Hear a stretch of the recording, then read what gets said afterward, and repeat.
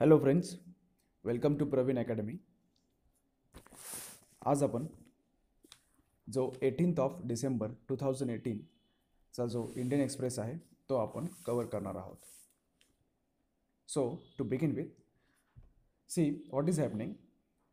माझ्याकडे जो पेपर येतो आहे फिजिकली, त्याच्यामध्ये जे एक्सप्लेन सेक्शन असतं ते जो ई पेपर असतो, जो इंटरनेटवर अवेलेबल आहे, मुंबईचा जो पेपर आहे इंडियन एक्सप्रेस एडिशन, त्याच्यामध्ये ते उद्याच्या पेपरमध्ये असतं आहे. So I will be covering explain section, जे फिजिकली नाशिकला जो पेपर येतो त्याच्यामध्ये जे एक्सप्लेन सेक्शन येतं ते मी कवर करणार आहे.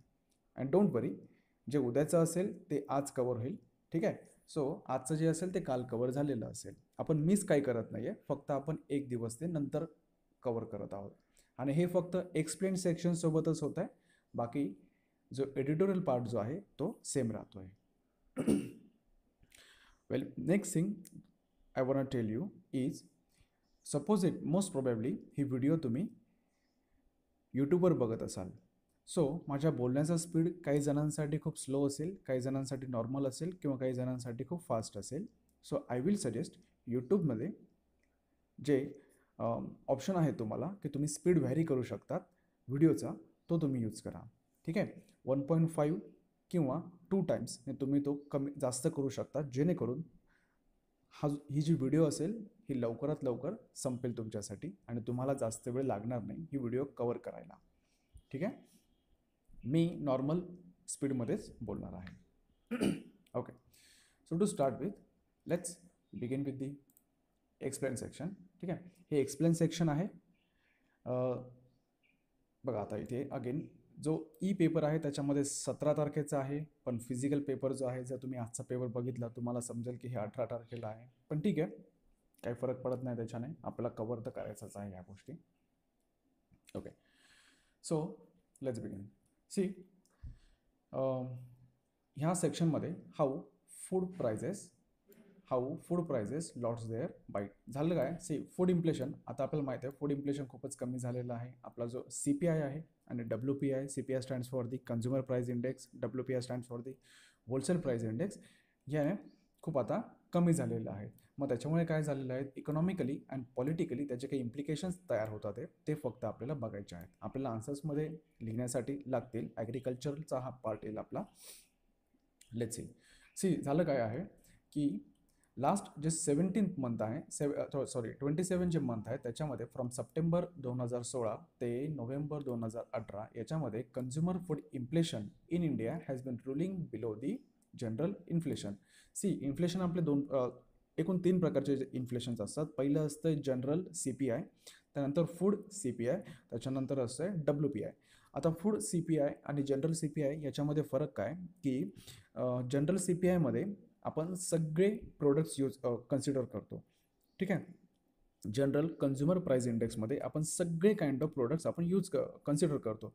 फॉर एक्झाम्पल आपले सोप असेल, डिटर्जंट असतील, ठीक आहे, ऑइल असेल, आणि त्याच्यामध्ये दुसरा जो पार्ट असतो त्याच्यामध्ये आपण फूड हा कन्सिडर करतो. म्हणजे इथे पुढे तुम्हाला दिसेल की 45% जो पार्ट आहे जनरल CPIचा तो फक्त फूडने कवर केलेला आहे.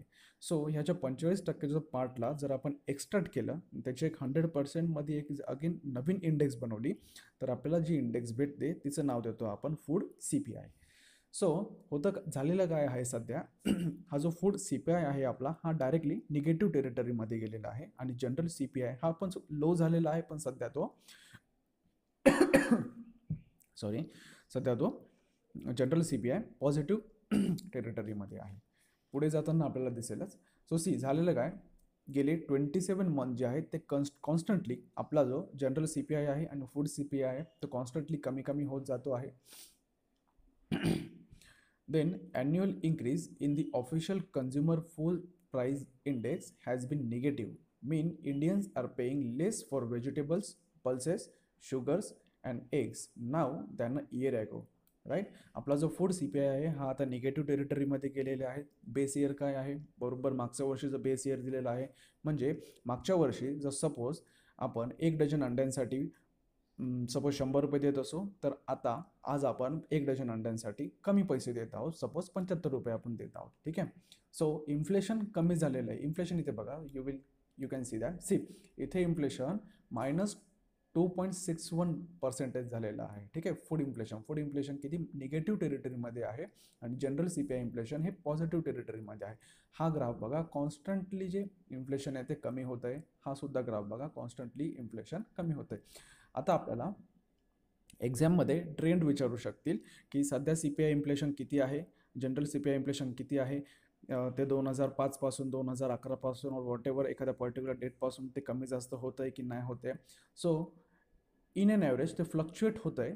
ठीक आहे. इन्क्रीज होत आहे, कमी होत आहे, इन्क्रीज होत आहे, कमी होत आहे, पण इन अन ॲव्हरेज जी तो जो ट्रेंड आहे तो कुठे आहे, खाली चाललेला आहे. सुरुवात इथे वरती हायर साईडला झालेली 10 किंवा 8% होतं आणि आता ते लिटरली 2% आपण पोहोचलेलो आहोत. Okay. Going forward, in the last 2 years or more, especially post demonetization in November 2000, in November 2016 we have seen the demonetization. 8 नोव्हेंबरला डिमॉनिटायझेशन झालेलं, त्याला आता प्रोबॅबली 2 वर्ष पूर्ण झालेले आहेत. सो त्याच्यानंतर आपण जे फूड इन्फ्लेशन बघितलं ते आपल्याला एक्स्ट्रा ऑर्डिनरीली कमी बघायला भेटलेलं आहे. ठीक आहे. एक्स्ट्रा ऑर्डिनरीली कमी बघायला भेटलेलं आहे. फॉर एक्झाम्पल, जे फूड इन्फ्लेशन किंवा आपलं general inflation has been below the 4% in all the 3 months.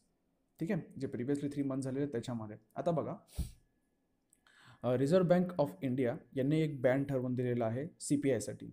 ठीक आहे. की जे इन्फ्लेशन असेल ते 4+-2 दोन्ही साईडला, म्हणजे 4+-2 म्हणजे काय, मिनिमम 2 आणि मॅक्झिमम 6 याच्या बाहेर नको जायला आपलं इन्फ्लेशन. आणि इथे बघा, आपलं जे इन्फ्लेशन आहे ते विदिन द रेंज आहे. पण विदिन द रेंज म्हणजे काय, ते 4च्या आसपास असलेलं प्रेफरेबल असेल इकॉनॉमीसाठी. 2 किंवा 2पेक्षा खाली असलेलं चांगलं नसेल आपल्या इकॉनॉमीसाठी. बरं. सो पण इथे आपल्याला बघायला भेटतं आहे consistently it has been lower than the consumer inflation. Overall consumer इन्फ्लेशनपेक्षा आपलं फूड इन्फ्लेशन कमी आहे सध्या. फक्त हा ट्रेंड इथे लक्षात घ्या. कितीने कमी आहे, काय कमी आहे हे याची गरज नाही आपल्याला. ठीक आहे. मग आता बघूया. This kind of sustained low food inflation or over deflation is perhaps unprecedented in Indian history. ठीक आहे. It is unprecedented in Indian history and its implications are both economic and political. Now see the implication. आता आपण implication बघूया. The economic impact is reflected among the other things in Reserve Bank of India's repeatedly getting its inflation forecast off the mark. म्हणजे काय, यांना काय सांगायचं इथे बघा, RBIची मॉनिटरी पॉलिसी कमिटी जी आहे त्यांनी CPI inflation in on average त्यांनी गेस केलेलं 4% राहील.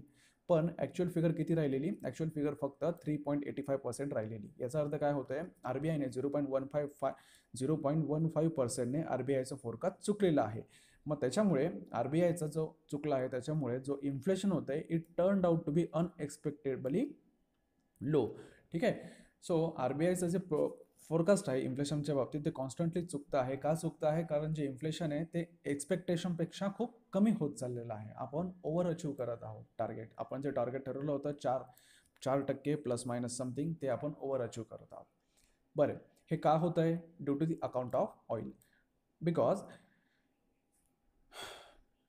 Brent crude oil collapse into $60 per barrel.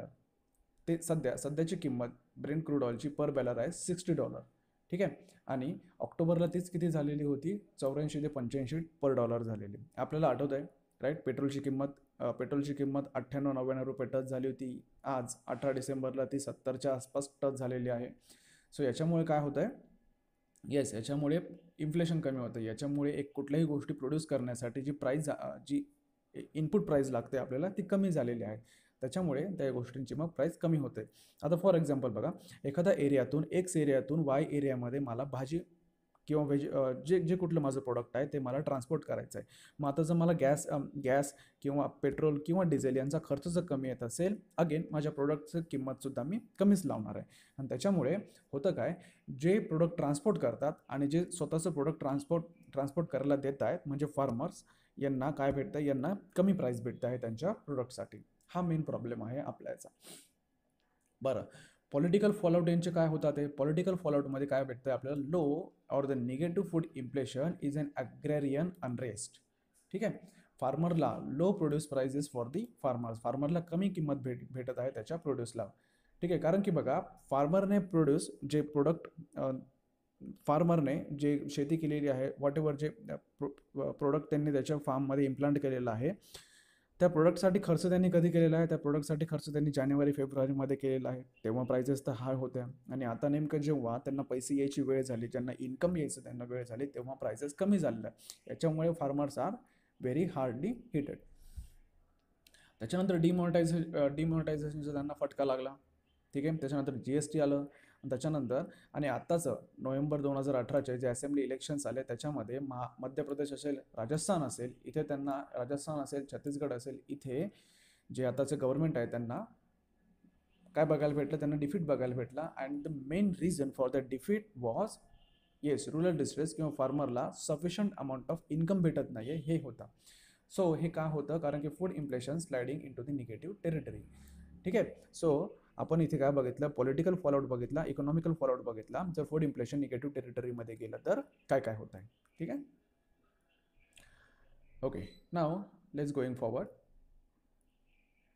Demand and supply. Demand and सप्लायचा प्रॉब्लेम कसा येतोय आणि डिमांड अँड सप्लाय कसं मॅटर करतं इन्फ्लेशनला ते आता आपण इथे बघूया. One reason for food inflation declining markedly in the recent period is supply side gluts. ठीक आहे, सप्लाय होत नाही व्यवस्थित. आता बघा सप्लाय का होत नाही आहे. बंपर डोमेस्टिक हार्वेस्ट आपल्याला भेटलं, डोमेस्टिक हार्वेस्ट खूप जास्त भेटलं आणि ग्लोबल मार्केटमध्ये ज्या प्राइजेस होत्या ॲग्रिकल्चरल प्रोडक्टच्या त्यासुद्धा कमी होत्या. ठीक आहे, आता बघा ॲग्रिकल्चर मार्केट ग्लोबल ॲग्रिकल्चर मार्केटमध्ये प्राइजेस कमी आहेत. ठीक आहे, ॲग्रिकल्चरच्या प्राइजेस कमी आहेत आणि बंपर प्रोडक्ट झालेलं आहेत. ठीक आहे, मग त्याच्यामुळे काय होतं आहे, इंडियन मार्केटमध्ये जास्तीत जास्त सप्लाय येतो आहे आणि आपल्याला माहिती आहे सप्लाईड साईडमध्ये जे प्रोडक्ट वाढलं तर त्याची प्राईस आपोआप कमी होऊन जाते. ठीक आहे, एवढ्यातच मी वाचलं होतं जे आपलं ओनियन कॅपिटल आहे इंडियाचं, निफाड म्हणा किंवा लासलगाव म्हणूया आपण टू बी स्पेसिफिक, तिथे खूप जास्त प्रमाणामध्ये ओनियनचं सप्लाय झाला. राईट, खरीपचे पण आलेत आणि आता रबीचे पण तिथे आता यायला सुरुवात झालेली आहे. सो त्याच्यामुळे बंपर प्रोडक्शन ऑफ ओनियन, त्याच्यामुळे bumper supply of the onion, त्याच्यामुळे ओनियनची प्राईस खूपच कमी होऊन गेली. ठीक आहे, दोन महिन्यांपूर्वी पर क्विंटल प्राइस होती 1400 रुपये आणि आता ती hard directly I think it was 750 रुपयाला पर क्विंटल आलेली आहे. म्हणजेच 1 kg, ठीक आहे, 1 kg ओनियन त्यांना हार्डली 1 किंवा 2 रुपयाला विकावं लागत आहे. सो वी कॅन सी फार्मर्सला किती उत्पन्न भेटत असेल या सगळ्या प्रॉब्लेममधून. आता नाव the effects of these have been magnified by the current government supply side management. आता गव्हर्नमेंटने पण काही सप्लाय साईड मॅनेजमेंटमध्ये काही प्रॉब्लेम्स केलेले आहेत. काय केले त्यांनी इम्पोजिशन ऑन दी एक्सपोर्टवर त्यांनी इम्पोजिशन केलं. एक्सपोर्टवर तुम्ही एक्सपोर्ट एका पर्टिक्युलर लिमिटच्या बाहेर वस्तू तुम्ही एक्सपोर्ट करू शकत नाही. त्यानंतर स्टॉक होल्डिंगचे रिस्ट्रिक्शन्स लावले. तुम्ही एखादी गोष्ट जास्त वेळ जमा करू शकत नाही. स्पेसिफिकली आपण पल्सेससोबत आपण ही गोष्ट केलेली आहे. पल्सेस तुम्ही जास्त प्रमाणात स्टोअर करून ठेवू शकत नाही. त्याच्यानंतर ड्युटी फ्री ॲक्सेस दिला आपण इम्पोर्टसाठी पल्सेसच्या वेळेस आपण पल्सेसचं एक्झाम्पल इथे त्यांनी दिलेलं आहे बघा. In 2016 and 17, India imported a record of 6.61 million tons of pulses, right? Almost 7 million tons of pulses आपण इम्पोर्ट केले. ठीक आहे, आणि त्याच्यानंतर आपलं आउटपुट होतं ते सुद्धा 23 म्हणजे ऑलमोस्ट 24 मिलियन टन गेलेलं होतं. याच्यामुळे काय झालं, आपण इम्पोर्ट पण करतोय आणि आपलं आउटपुट आपल्या इथे सुद्धा बंपर प्रोडक्शन झालेलं आहे. आणि या सगळ्या गोष्टींमुळे पल्सेसचा सप्लाय खूप जास्त झाला. त्याच्यामुळे आता पल्सेसची प्राईस पण कमी झाली आणि त्याच्यामुळे मग फार्मरला पैसे भेटत नाही आहेत आता. ओके, नाव आता डिमांड साईडकडे जाऊ आपण. डिमांड तेवढी आहे का, सप्लायला आपण बघतोय की सप्लाय खूप जास्त होतोय पण डिमांड जर तेवढा नसेल तर मग प्रॉब्लेम येतोय. सो डिमांड ओव्हरऑल आपल्याला काय पिक्चर एक्सपेक्टेड आहे की डिमांड तेवढा नसायला हवा आहे. आता बघा डिमांडमध्ये काय होतंय, affecting consumption demand for the foods. त्याच्यामध्ये बघा आपण त्यांनी एक मिल्कचं एक्झाम्पल दिलेलं आहे. मिल्कचं एक्झाम्पलमध्ये त्यांनी इलेक्ट्रिसिटी ह्या टर्मचा यूज केलेला आहे. एवढी काही गरज पडत नाही इलेक्ट्रिसिटीच्या टर्मची. फक्त बघण्यासारखं एवढं आहे की एक क्लिअर पिक्चर आपल्याला केव्हा भेटेल, जेव्हा नॅशनल सॅम्पल सर्वे ऑफिसचा जेव्हा नेक्स्ट कॉम्प्रेहेन्सिव्ह डेटा येणार कशावर, हाऊसहोल्ड कन्झ्युमर एक्सपेंडिचरवर, जो लास्टली 2011-12ला आलेला, तो आता एक्सपेक्टेड आहे. ठीक आहे. जेव्हा तो येईल तेव्हा आपल्याला समजेल की हाऊसहोल्ड किती कन्झ्युम करत आहेत आणि किती ते एक्सपेंड करत आहेत त्यांच्या नीड्सवर. सो तेव्हा आपल्याला डिमांड साईडचं व्यवस्थित पिक्चर भेटेल. सेकंड थिंग, लिक्विडिटी डायमेन्शनवर त्यांनी बोललेलं आहे. आपल्याला माहिती आहे की फार्मर्सला किंवा रुलर्सला किंवा इवन कुठल्याही कॉमन मॅनला क्रेडिट घेणं, लोन घेणं हे किती अवघड असतं. स्पेसिफिकली जेव्हा आपण फार्मरकडे जातो तेव्हा तर ते खूपच अवघड होऊन जातं आहे.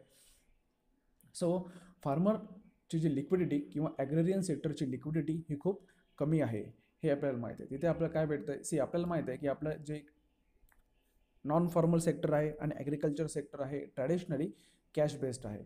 आणि शिवाय डिमॉनिटायझेशन तर आपल्याला माहीतच आहे. त्याच्यानंतर GSTने काही हेवॉक क्रिएट केलेलं आहे. सो याच्यामुळे जे ट्रेडर्स आहेत ना, ट्रेडर्स आणि farmers these are less inclined to buying and stocking up produce during the harvesting season. ठीक आहे. ट्रेडर्स असतील किंवा फार्मर्स असतील ते इन्सेंटिवाइज होत नाही आहे जास्तीत जास्त प्रोड्यूस स्टॉक करून ठेवायला. आणि दुसरी एक गोष्ट काय आलेली आहे आता इथे यांनी नवीन गोष्ट सांगितलेली आहे, daily limits on cash transaction and the fear of being watched by revenue authorities are seen to be have contributed to the general lack of sentiment in the mandis. मंडीजमध्ये भीती आलेली आहे की जे रेव्हेन्यू ऑफिसर्स आहेत ते आपले जे दररोजचे व्यवहार आहेत राईट ते एकदम ते वॉच करतील आणि त्याच्यामुळे मंडीमधले जे व्यवहार आहेत ते जरा आता कमी झालेले आहेत असं इथे सांगण्यात आलेलं आहे. सो ओव्हरऑल या सगळ्यामुळे काय झालेलं आहे, mainly hit farmers who are today selling in market divide of liquidity and the buyer confidence. So again फार्मरला हिट होता, थोडक्यात त्यांना हे सांगायचं आहे. आता though food inflation is not biting consumer. ठीक आहे. फूड इन्फ्लेशन जरी कन्झ्युमर्सला शॉर्ट टर्ममध्ये बाईट नाही करत आहे, पण it will bite consumers in the long term. How, जर फार्मर्सला जर स्पेसिफिक अमाऊंट ऑफ इन्कम नाही भेटलं तर फार्मर काय करेल, कॅश क्रॉपकडे जाईल. आणि जर फार्मर कॅश क्रॉपकडे गेला मग याचा अर्थ काय होतं आहे, जे फूड क्रॉप आहेत त्यांचं प्रोडक्शन कमी होणार. आणि अगेन जर आता फूड क्रॉपचं प्रोडक्शन कमी होतं आहे देन अगेन जो आपला कन्झ्युमर फूड CPI जो आहे, फूड CPI जो आहे तो अगेन इन्क्रीज होणार आणि अगेन कन्झ्युमर्सलाच ते हिट होणार. सो ही विशेष जी सायकल आहे ती ब्रेक करायची आहे आपल्याला थ्रू दी पॉलिटिकल आणि ॲडमिनिस्ट्रेटिव्ह सपोर्ट्स नाही. ठीक आहे. सो ह्या आर्टिकलमध्ये एवढंच होतं. देन इथे एक क्लायमेट चेंज आणि एक्स्ट्रीम इव्हेंट्स यांच्याबद्दल एक लिंक शो केलेली आहे. ही लिंक आपण बघू. इथे बघा या पिक्चरमध्ये तुम्हाला बघायला भेटत आहे, Bangladesh floods of 2017 were made up to 100% more likely by the climate change. हे सायंटिस्टचं म्हणणं आहे. सायंटिस्टचं काय म्हणणं आहे थोडक्यात की बांगलादेशमध्ये 2017मध्ये जे फ्लड आलेले आहेत त्यांची 100% पॉसिबिलिटी वाढवली आहेत क्लायमेट चेंजने. बरं आहे. नाव लेट्स सी आपल्याला काय बघायला भेटतं आहे. एक मीटिंग झालेली अमेरिकन जिओफिजिकल युनियनमध्ये लास्ट वीकला. तिथे सायंटिस्टने रिपोर्ट केलं की 16 वेदर इव्हेंट्स जे 2017मध्ये झालेले आहेत ते इव्हेंट आपण अवॉइड करू शकलो असतो जर ह्युमन कॉज क्लायमेट चेंज तिथे नसतं तर. ठीक आहे. मग आता आपण बघूया त्यांनी इथे काही एक्झाम्पल्स दिले आहेत. फ्लडिंगचं एक्झाम्पल दिलं आहे त्यांनी. Extreme 6 day pre monsoon rainfall झाला. कुठे झाला, बांगलादेशमध्ये झाला. त्यांनी काय केलं, पूर्ण नॉर्थ ईस्ट बांगलादेशला त्यांनी इनंडेट करून टाकलं. त्याच्यामुळे कोलॅप्स ऑफ 1000 ऑफ हाऊसेस जे आपल्याला चायनामध्ये बघायला भेटलं. त्यानंतर पेरूमध्ये खूप जास्त फ्लडिंग बघायला भेटलं. ठीक आहे. सो हे कशामुळे झालं, ह्युमन कॉज क्लायमेट चेंजमुळे झालं हे असं त्यांना सांगायचं आहे. त्याच्यानंतर हीट वेव्ह स्पेसिफिकली हीट वेव्हबद्दल ते इथे सुद्धा त्यांनी बोललेलं आहे. A month long heat wave in Tasmanian sea. Tasman sea कुठे आहे, ऑस्ट्रेलियाच्या खालती येतोय. नाही तो सॉरी तिमोर सी आहे, ऑस्ट्रेलियाच्या नॉर्दर्न साईडला आहे तस्मान सी. ठीक आहे. एक मिनिट, नॉर्दर्न सी, येस तस्मान सी हा ऑस्ट्रेलियाच्या सदर्न साईडला आहे. त्या साईडला तिमोर आहेत आणि त्या दोघांना आपण तस्मानियन सी बोलतो. तिमोरला रिकी पॉन्टिंगचं घरसुद्धा आहे. So it is a good way to remember Tasmanian sea कुठे आहे. बरं. So see what happen, chances of heat waves in the European Mediterranean region हे इन्क्रीज झालेले आहेत 3 टाइम्सने in 2017 as compared to the 1950. So 1950मध्ये आणि 1917मध्ये जे chances of heat wave hitting to the Mediterranean region ही किती टक्क्यांनी इन्क्रीज झालेले आहेत? 300% इन्क्रीज झालेले आहेत. ठीक आहे. त्याच्यानंतर चायनामध्ये सुद्धा हीट वेव्ह बघायला भेटते आहे, ड्रॉट बघायला भेटतोय. ड्रॉट स्पेसिफिकली जे नॉर्दर्न ग्रेट प्लेन्स आहेत अमेरिकातले, जे कॉर्न बेल्ट म्हणून आपण त्यांना किंवा व्हीट बेल्ट बोलतो आपण त्यांना, तिथे ड्रॉट बघायला भेटतोय. आणि त्याच्यामुळे हे असं काय होतं आहे? बिकॉज जो बॅलन्स असतो प्रेसिपिटेशन आणि इव्हॅपोरेशन ऑफ सॉईल मॉइश्चर हा खूप इम्बॅलन्स झालेला आहे. ठीक आहे, किंवा तो बॅलन्स डिस्टर्ब झालेला आहे. आणि ओसिन ड्रिवन इव्हेंट्स, आता ओसिन ड्रिवन इव्हेंट्समध्ये टस्मानियन सी जो आहे, जो 2017 आणि 2018मध्ये त्याचं टेम्परेचर जरा जास्त झालं, तर सी सरफेस टेम्परेचर ते जास्त झालेलं. त्याच्यामुळे काय होतं आहे? इन्क्रीज अमाऊंट ऑफ इव्हॅपोरेशन, आणि इन्क्रीज अमाऊंट ऑफ इव्हॅपोरेशन त्याच्यामुळे आपल्याला नको असलेला पाऊस बघायला भेटतो. त्याच्यामुळे एक्सेसिव्ह फ्लड्स आपल्याला बघायला भेटतात. Again, record low Arctic sea ice due to the climate change influence record breaking precipitation deficit in a large part of the western Europe. ठीक आहे. सो आर्टिक सी, आणि आर्टिक सीमध्ये जो बर्फ आढळून येतो तो बर्फ कमी होत चाललेला आहे due to the climate change, आणि त्याच्यामुळे जास्तीत जास्त आपल्याला प्रेसिपिटेशन बघायला भेटतं आहे वेस्टर्न युरोप कंट्रीजमध्ये. ठीक आहे. Okay, so that was the article about the climate change and the extreme इव्हेंटची link. Okay, now let's see.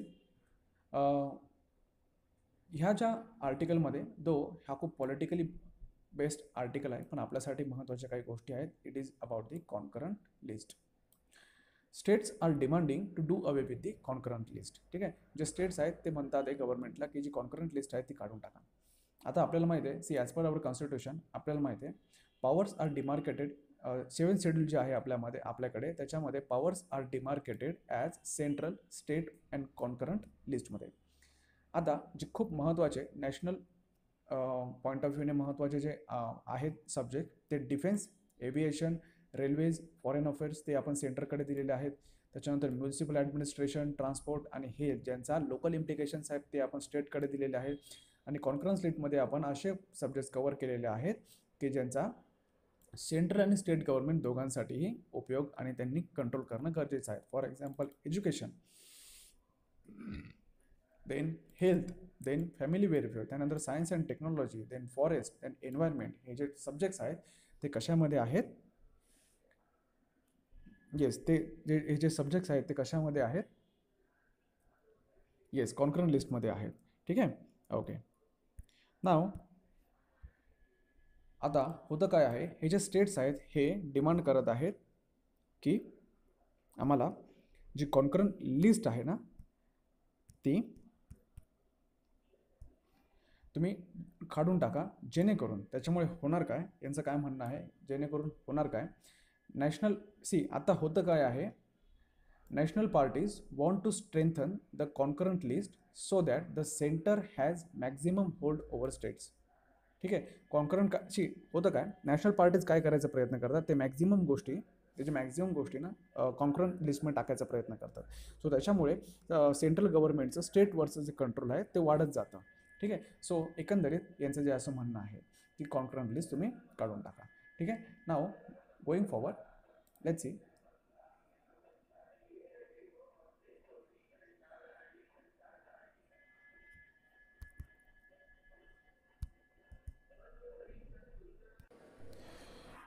So मित्रांनो, आता आपण एडिटोरियल पेजवर आलेलो आहोत. नाव सी, हा जो कॅटोवी क्लायमेट निगोशिएशन आपल्याला माहीत आहे चालू आहेत पोलंडमध्ये. हा जे आर्टिकल आहे हे आपण उद्या कव्हर करू, कारण याच्यासाठी जरा वेळ लागेल. ऑलमोस्ट 15 मिनिट लागतील हे पूर्ण आर्टिकल एक्सप्लेन करायला, कारण हे आपल्या एक्झाम पॉईंट ऑफ व्ह्यूने खूप महत्त्वाचं आहे आणि मला हे आर्टिकल थोडं डिटेलमध्ये कव्हर करायचं आहे. ठीक आहे. मी हे आर्टिकल आणि याला अजून एक लागून जे दुसरं आर्टिकल आहे, हे 2 आर्टिकल मी उद्या व्यवस्थित एक्सप्लेन करेल. ओके, सो नाव गोईंग फॉरवर्ड, सी. ह्या आर्टिकलमध्ये आपल्याला काय बघायला भेटतं आहे बघा. तुम्हाला माहीत असेल सध्या रिसेंटली झालेलं काय, सी व्हॉट हॅपन, जे आपली आर्मी होती JNK मधली, जम्मू अँड काश्मीरमधली, त्यांच्यावर 3 मिलिटंट्सनी अटॅक केला. सो त्या एन्काउंटरमध्ये 1 मिलिटंट मारला गेला आणि 2 पळून गेले. सो त्याच्यानंतर ते जे 2 पळून गेलेले जे मिलिटंट होते त्यांना शोधण्यासाठी आर्म फोर्सेसने एक सर्च ऑपरेशन त्यांनी कॅरी आऊट केलं. आता आत्तापर्यंत मोस्ट प्रोबेबली जे search operations army carry out करायची, ते सर्च ऑपरेशन आर्मी रात्री कॅरी आऊट करायची, सो दॅट जी सिव्हिलियन पॉप्युलेशन आहे त्यांना जास्त त्रास होणार नाही. पण भरपूर वर्षांनंतर पहिल्यांदाच यावेळी आर्मीने जे सर्च ऑपरेशन होतं ते त्यांना लवकरात लवकर कॅरी आउट करायचं होतं, सो दॅट ते मिलिटंट्स कुठे दुसरीकडे पळून जाणार नाहीत. म्हणून आर्मीने ते जे सर्च ऑपरेशन होतं ते दिवसा कॅरी आउट करायला सुरुवात झालं. पण आता झालं काय आता इथे दोन व्ह्यूज येतात की सी झालेलं काय की जम्मू अँड काश्मीरची जी सिव्हिलियन मॉब होती पुलवामा एरियातली, सो तिथली जी मॉब होती ती एका ठिकाणी जिथे त्याच्या एका मिलिटंटला मारण्यात आलेलं, त्याचं एन्काउंटर करण्यात आलेलं, तिथे ती जमा झाली. आता हे जमा होण्यावर दोन व्ह्यू पॉईंट आहेत. आर्म फोर्सेस म्हणत आहेत की हे जे लोक तिथे जमा झालेले आहेत हे प्रोटेस्ट करण्यासाठी जमा झालेले आहेत, आणि जे सिव्हिलियन जमा झालेले आहेत त्यांचा दुसरा पॉईंट असा आहे ते म्हणतात आहे की नाही, आम्ही सपोर्ट करण्यासाठी नाही, आम्ही फक्त काय झालं आहे हे बघण्यासाठी आम्ही तिथे जमा झालेलो. ओके, सो जे काय असेल ते मग जेव्हा ही मॉब तिथे जेव्हा आली तेव्हा आर्म फोर्सेसने ते एका पर्टिक्युलर डिस्टन्सला ती मॉब आल्यानंतर ओपन फायर केलं आणि त्या ओपन फायरमध्ये 7 लोक मारल्या गेलेत. सो तुम्हाला लक्षात येत आहे इंडियन आर्म फोर्सेसने ओपन फायर केलं, सो दॅट्स वाय जे इंडियन सिटिझन्स आहेत आणि स्पेसिफिकली जे जम्मू अँड काश्मीरचे सिटिझन्स आहेत त्यातले 7 लोक मारल्या गेलेत. सो ही जी एकदम अनफॉर्च्युनेट इन्सिडेंट जो झाला त्याच्यावर हा आर्टिकल आहे. सो लेट्स सी, जे पुलवामा किलिंग जे झालं 7 लोकांचं, त्याच्यामुळे जे ब्रिजेस आहेत ते ब्रोक झालेत. Bridges of what? Indian government, जे सेंट्रल गव्हर्नमेंट आणि Jammu and Kashmir central government आणि जम्मू अँड काश्मीरची सिव्हिलियन पॉप्युलेशन यांच्यामधला जो बॉन्ड होता, यांच्यामधला जो ब्रिज होता ते आता ब्रेक झालं आहे. पुन्हा एकदा फॉल्ट लाईन क्रिएट झालेली आहे. याच्यावर हे आर्टिकल आहे. See, each time a civilian dies at the hands of security forces in Kashmir, a breach breaks irreparably between Valley and the rest of the country. आले लक्षात? ओके. नाव आता हे सगळं झालंय, आता याच्यावर बोलण्यात जास्त अर्थ नाही आहे. काय झालंय, काय हे किती बरोबर होतं हे सगळं आपल्याला माहिती आहे. फक्त इथे हे वाचूया, हे बघूया आपण. Whether or not his words, जो आपला आर्मी जनरल बिपिन रावत आहेत, सी आपले army chief general Bipin Rawat आहेत, ते काय बोलले? He said that all civilians who gather at encounter site and obstruct operations by the security personnel during encounters will be treated as overground workers of the terrorist. ठीक आहे. So जे civilians इथे गोळा होतील आणि आमच्या ऑपरेशन्समध्ये अडथळा आणतील त्या सगळ्या सिटिझन्सला आम्ही काय कन्सिडर करू? टेररिस्टचे हँड्स, या टेररिस्टचे ओव्हरग्राउंड वर्कर्स आम्ही त्यांना कन्सिडर करू. आता शेवटच्या 2 वर्षांपासून व्हॅलीमध्ये आपल्याला माहिती आहे अप्स्पा आहे, arm forces special protection act. ते जे आर्म फोर्सेस आहेत त्यांना ते इम्प्युनिटी म्हणजे एक काइंड ऑफ सिक्युरिटी देतं. ते सिक्युरिटीच्या अंतर्गत आर्म फोर्सेसचे सोल्जर्स असतील ते कोणाच्याही घरात विदाऊट वॉरंट शिरू शकतात, सर्च करू शकतात, and even in extreme condition कोणालाही ते गोळ्या घालून मारू शकतात. ठीक आहे. आणि हे सगळं केल्यानंतरही त्या आर्म फोर्सेसच्या सोल्जरवर केस फाईल होणार नाही, त्यांच्यावर कोर्ट प्रोसिडिंग्स होणार नाहीत.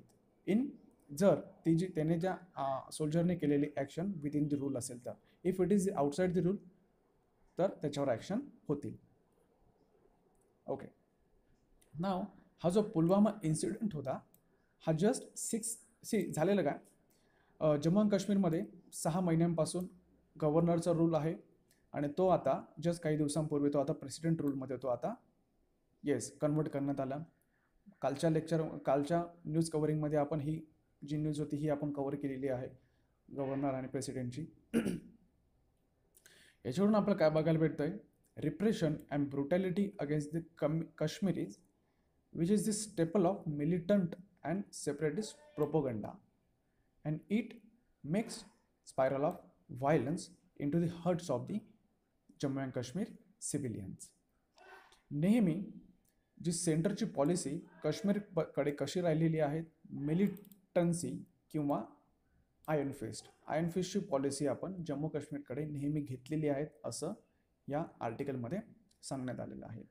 हे काही खोटंही नाही आहे पण पूर्ण बरोबरही नाही आहे. आपल्याला माहिती आहे आपण काश्मीरकडे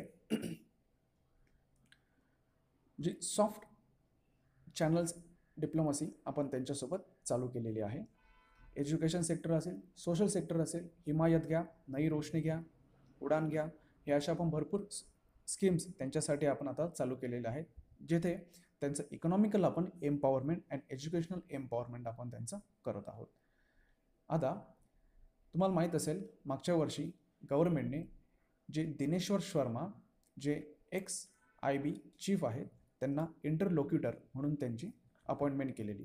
आता इंटरलोक्युटर यांचं काम काय होतं, त्यांना he has to work as intermediator between central government and Jammu Kashmir government. पण he has done nothing substantial since his appointment. ठीक आहे, जास्त त्यांनी काही महत्त्वाच्या गोष्टी केलेल्या नाही आहेत. Now we know recently panchayat elections, urban body elections असतील किंवा पंचायत इलेक्शन्स असतील, ते एकदम चांगल्या प्रकारे ग्रेट अचिव्हमेंट चांगल्या प्रकारे ते घडवण्यात आलेत आणि यांना आपण मग ग्रेट अचिव्हमेंट आपण म्हणून त्याला सेलिब्रेट केलेलं आहे, कारण त्या पोलिंगमध्ये कुठलाही व्हायलंट इन्सिडेंट घडून आलेला नव्हता.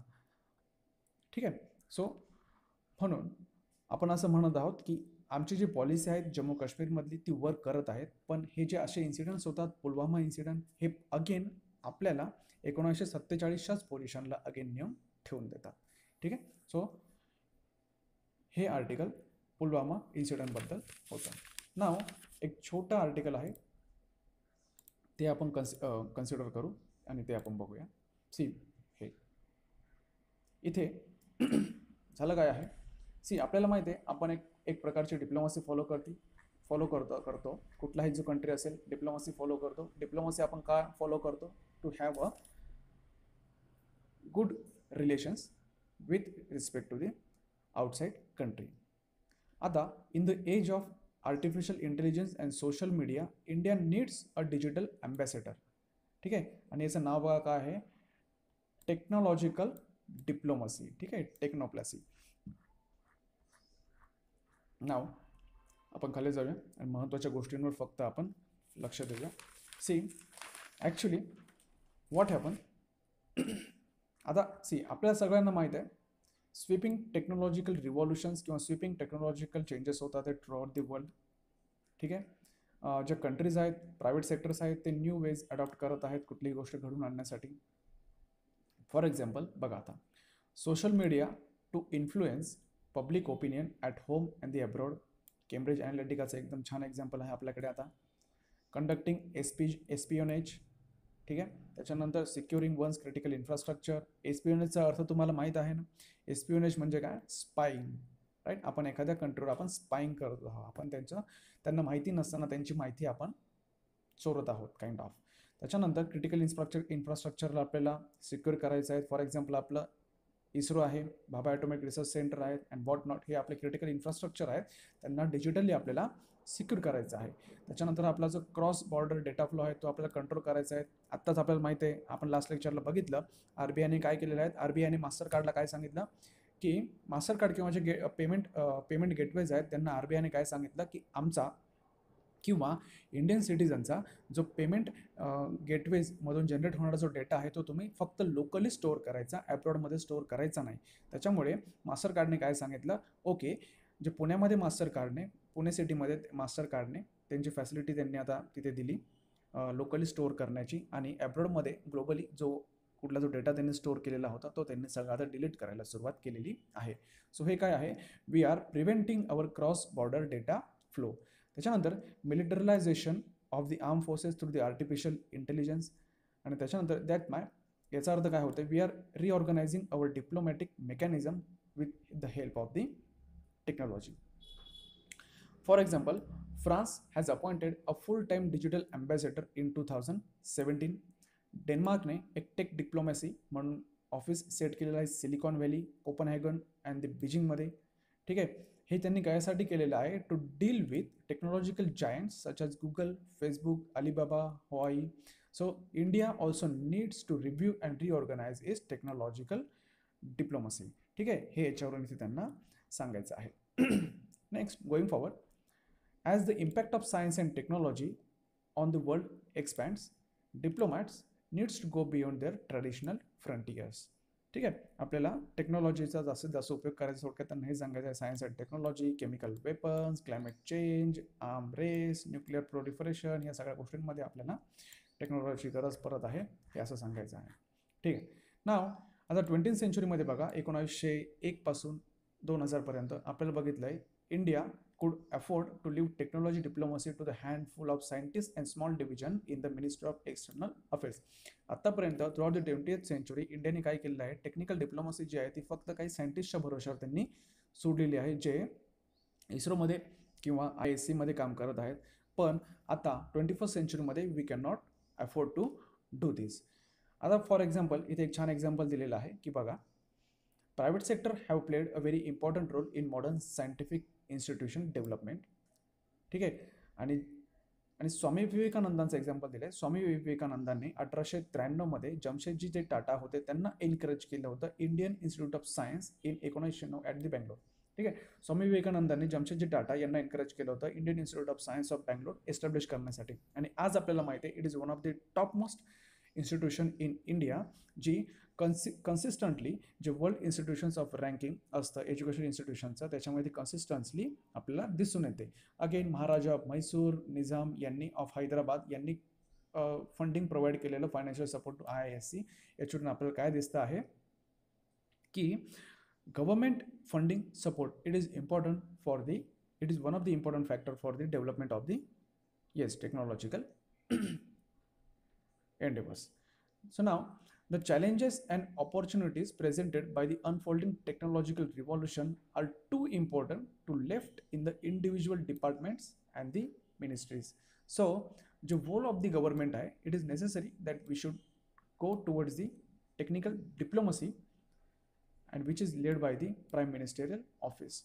So in an average या पूर्ण आर्टिकलमध्ये ऑथरला दॅट इज राजा मंडला यांना काय सांगायचं होतं की India should start concentrating on the technical diplomacy. आणि आपण आता डिजिटल अँबॅसेडर्स आपण तयार करायला हवेत, जे आता लेटेस्टली फेसबुकसोबत आणि व्हॉट्सअपसोबत जे रुमर स्प्रेड करण्याबद्दल असतील किंवा पॉलिटिकल